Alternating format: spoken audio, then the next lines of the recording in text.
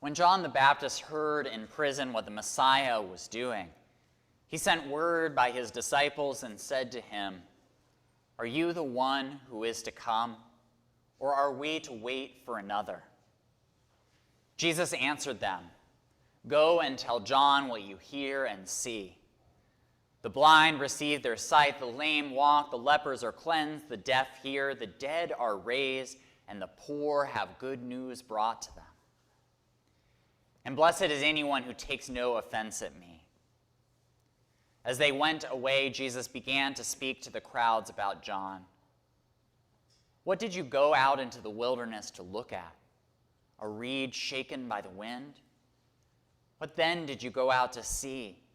Someone dressed in soft robes? Look, those who wear soft robes are in royal palaces. What then did you go out to see? A prophet? Yes, I tell you, and more than a prophet.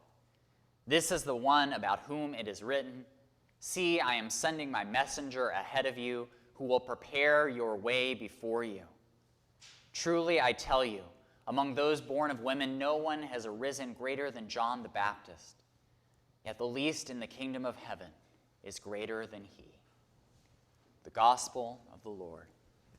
Praise to you, Lord Christ.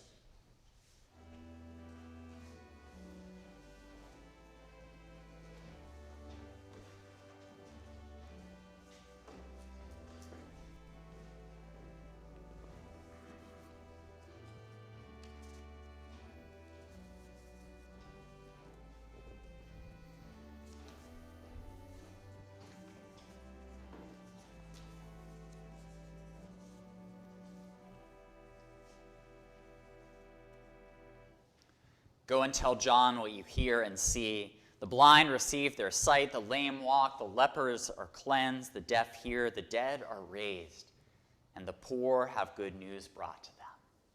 Please be seated.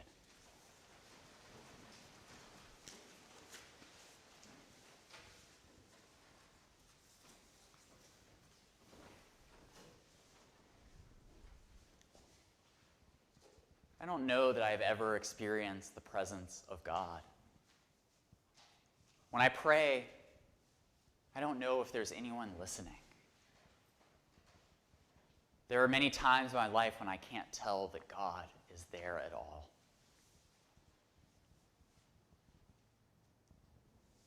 I've heard these and versions of these statements or questions time and again. They're doubts that I myself have had over the years. These questions that come into my mind, come into my head. Is God really there? When I pray, is there someone or something on the other side of that? And one of the privileges of being a priest, being a minister in the church, is also getting to sit with other people in these same doubts and uncertainties. To have conversations and talk through and think through, work through these questions, these big questions about faith, doubt, God's presence, and God's absence. And doubt is so often a part of that journey of faith. It's so hard to believe with our full hearts, minds, bodies, spirits, souls, all day, every day. When we're talking about a God who is beyond us, among us, within us, all around us, yet invisible, unseeable, and on some deep level, unknowable. It seems almost inevitable that doubts will creep their way in, lodge themselves, demand to be given air and space.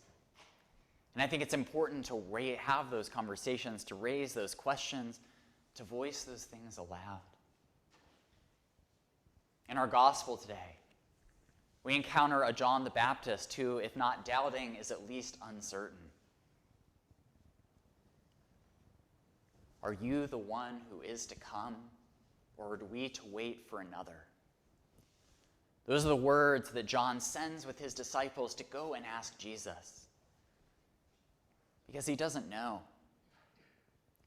He was born in sin. He was called out into the desert to wear his coat of camel's hair and eat locusts and wild honey, to proclaim the coming of the day of the Lord with fire and judgment, with the winnowing fork in his hands, ready to throw the chaff into the eternal flames. Those are the fiery words of John the Baptist that we hear on the second Sunday of Advent. So we would have heard them last week if it weren't for lessons and carols. But today we encounter a very different John the Baptist. Those fiery words have helped him run afoul of the Jewish authorities as well as the Roman imperial authorities. They've gotten him thrown in prison, and eventually he'll be put to death for it. But as he's sitting there in prison, he's wondering. He's heard tale of Jesus of Nazareth, who he baptized in the River Jordan, who has gone on to perform these great miracles, who has proclaimed his own message of God's coming that looks very different from what John expected. And so he's left wondering, how do I know that this is the one who God has sent? How do I know where God's presence is in this world? What do I look for? What will I find?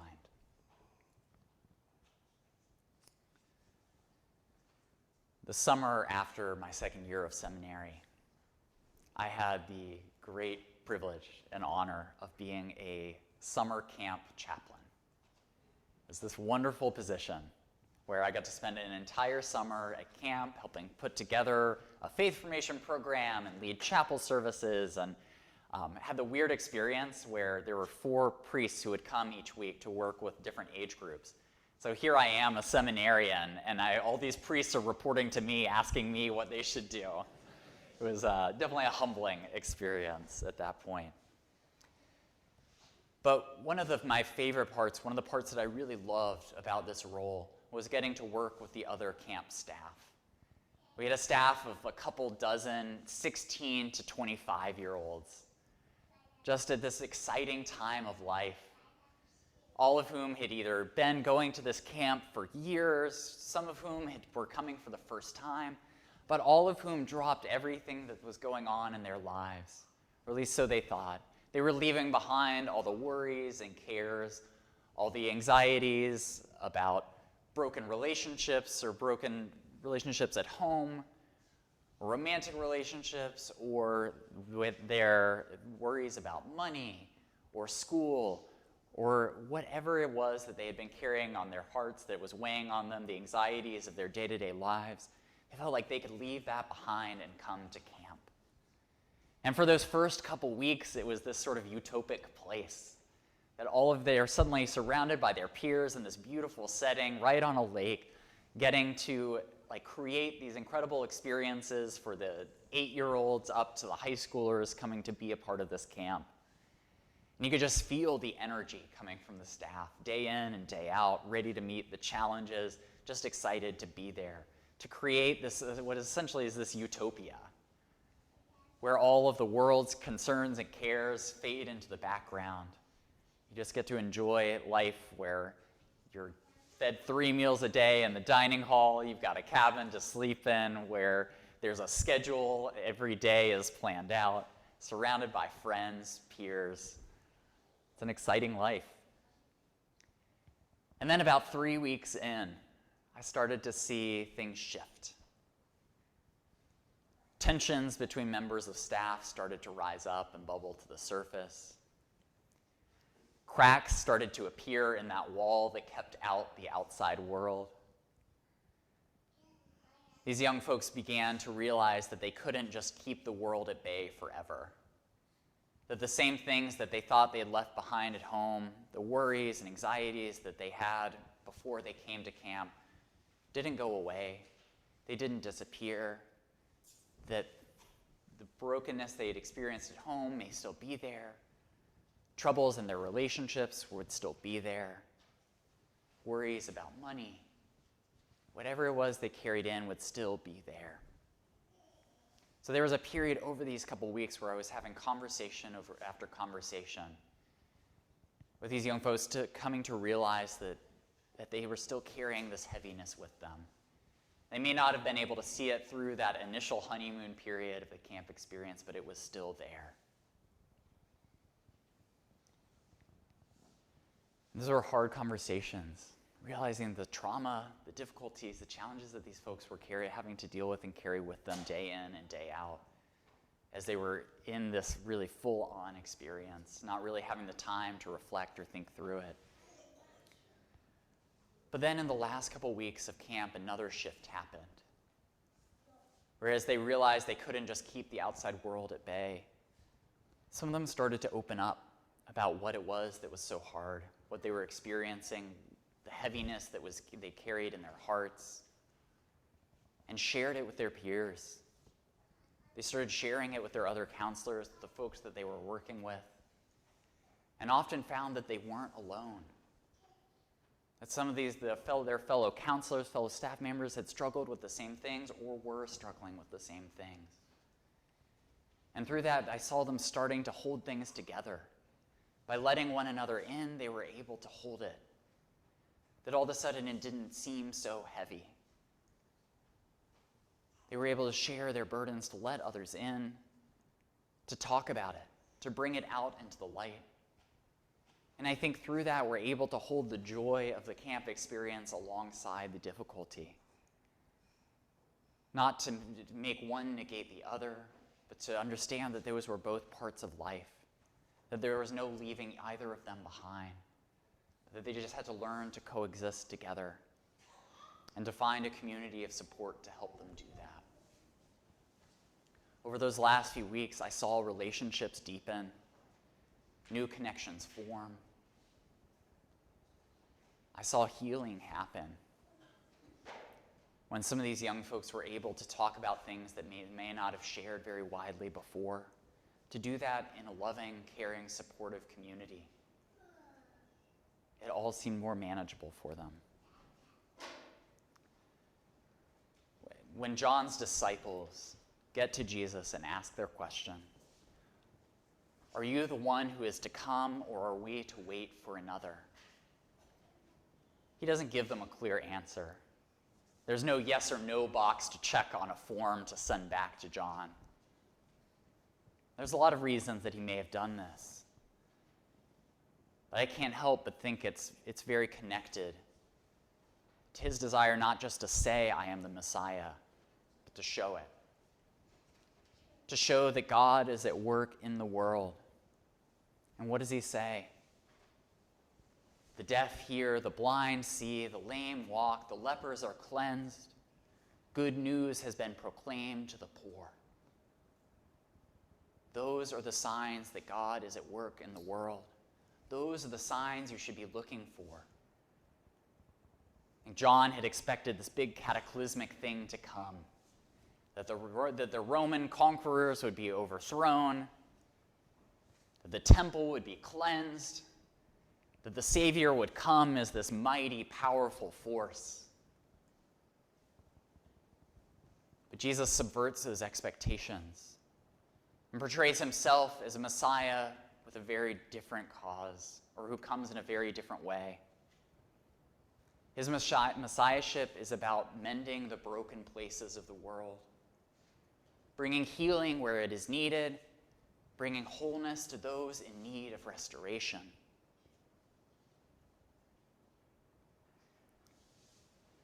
He brings unity rather than division, love over dissolution, peace instead of war. He came to knit all of creation and all of the people of Israel and all people back together, to restore what had been lost. Those are the signs that God is present in the world. Wherever love is, God is there. Wherever healing is happening, God is there. Wherever people are finding wholeness, wherever they are working through their brokenness to find some peace, God is there.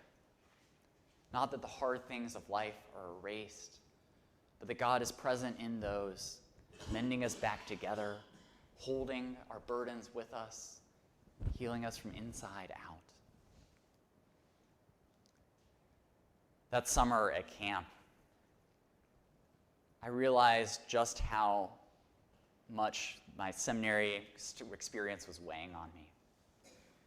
spending day in and day out reading theological texts from the 4th century, intellectually parsing apart the meaning of every Bible verse, looking at the Hebrew and Greek origins of words.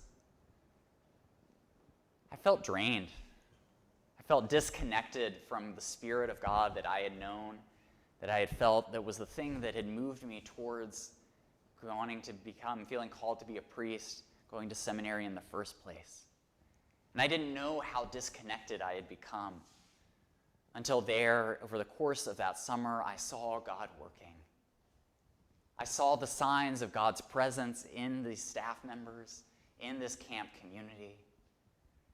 I saw God in all of these places where there was healing. And I think through that, part of me felt healed too. Part of me felt reconnected to the indwelling Spirit of God.